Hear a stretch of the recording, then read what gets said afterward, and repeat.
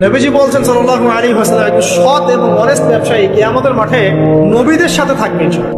আর যারা মাপে ভেজাল দিবে, অন্য ভেজাল দিবে, অন্যকে ঠকাবে, নবীজি বলছেন মান ওয়াশানা ফালাইসা মিন্না, যে ব্যক্তি মানুষের সাথে ধোঁকাবাজি করে, প্রতারণা করে, মাপে কম দেয়, ঠকায়, মজুদ করে, জনগণকে কষ্ট দেয়, গভর্নমেন্টকে চাপে ফেলে, এরা আমাদের উন্মতের মতো।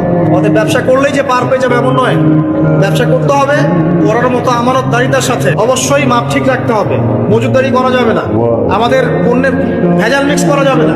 এগুলো যদি করেন তাহলে আপনার নাম যেমন উম্মতে মুহাম্মাদি থেকে কাটা পড়ে যায়, দুনিয়াতে আল্লাহর পক্ষ থেকে দুইটা আযাব আসে। এক হচ্ছে ওই জনগণের মধ্যে, ওই জনসমষ্টির মধ্যে দুর্ভিক্ষ নেমে আসতে পারে এবং বৃষ্টিপাত বন্ধ হয়ে যেতে পারে। একটা হচ্ছে ওই জনগণের উপরে জালেম শাসককে আল্লাহ চাপিয়ে দিবে, এটা আযাব। কাদের কারণে আসলো? এক শ্রেণীর ব্যবসায়ীর কারণে আসলো। ব্যবসার মধ্যে কিন্তু অনেক রিজিক আছে, 10 ভাগের 9 ভাগই কোথায়? ব্যবসায়। শুধু চাকরির পিছনেই ছুটবেন না। আর চাকরি যদি করেন অনেস্টির সাথে করবেন, উদ্যোক্তা হন, অর্থনৈতিকভাবে নিজেকে স্বাবলম্বী করার চেষ্টা করেন, তারপরে বিয়ে শাদী করতে চান, আল্লাহ পাক তৌফিক দান করুন।